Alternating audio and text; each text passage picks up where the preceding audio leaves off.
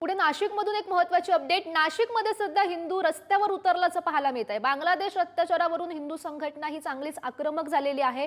नाशिकमधनं आपण ही महत्त्वाची अपडेट, हिंदू आता रस्त्यावर उतरलेले आहेत। खरं तर मागील अनेक दिवसांपासून बांगलादेशमध्ये हिंदूंवर अत्याचाराच्या घटना घडताना पाहायला मिळत आहेत आणि तसेच हे जे पडसाद आहेत ते राज्यभर उमटत आहेत। नाशिकमध्ये सुद्धा हिंदू आक्रमक झालेले आहेत।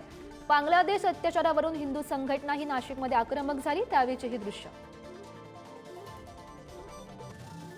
आपण पाहू शकतो। हिंदूंच्या माध्यमातून मोर्चा काढला जातोय। बांगलादेशामध्ये हिंदूंवर होत असलेल्या अत्याचाराच्या पार्श्वभूमीवर आपण जर बघितलं तर या ठिकाणी अनेक महिला असतील या मोर्चामध्ये सहभागी झालेल्या आहेत। जोरदार जय श्रीरामच्या घोषणा दिल्या जात आहे।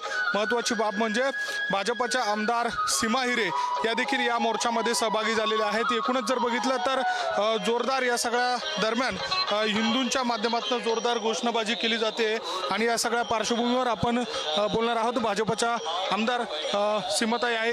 सीमाताई, मोर्चात सहभागी झालेले आहेत, काय भावना आहे? आज सर्व हिंदूंची ताकद काय आहे हे आम्ही या मोर्चाद्वारे दाखवतो आहोत।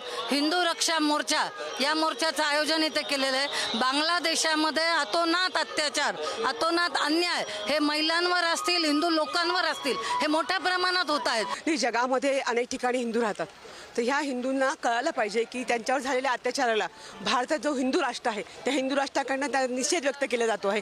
कारण की जेव्हा इतर लोक आपल्या देशात स्थायिक आहे त्या लोकांचं जेव्हा आपण रक्षण करतो तेव्हा त्या बांगलादेशाची जबाबदारी आहे की त्यांनी हिंदूंचं रक्षण करणं अपेक्षित आहे। त्यांनी अशा प्रकारचे महिलांवरती अत्याचार करून कुठल्याही प्रकारचा उगाच भारताशी पंगा घेऊ नये एवढंच त्यांना सांगणं आहे।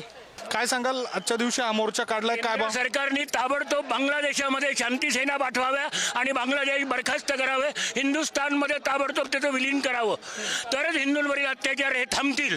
आपण बघत आहोत की वसुधैव कुटुंबकम सारखा भारतीयांनी आणि हिंदूंनी जगाला नारा दिला, पण आपण बघतोय की जिथे जिथे मुस्लिम बाहुल्य आहे अशा देशांमध्ये कायम सनातन हिंदू धर्मावरती अत्याचार झालेले आहेत, महिलांवरती बलात्कार झालेले आहेत। तर हे कुठेतरी थांबलं पाहिजे। जागतिक स्तरावरती तातडीने ह्या विषयावरती बैठक होऊन बांगलादेशला सज्जड दम जो आहे हा जागतिक स्तरावरून युनोच्या माध्यमातून वगैरे दिला गेला पाहिजे। व्हिडिओ जर्नलिस्ट कमलेश केदारेसह मी किरण ताजने, पुढारी न्यूज, नाशिक।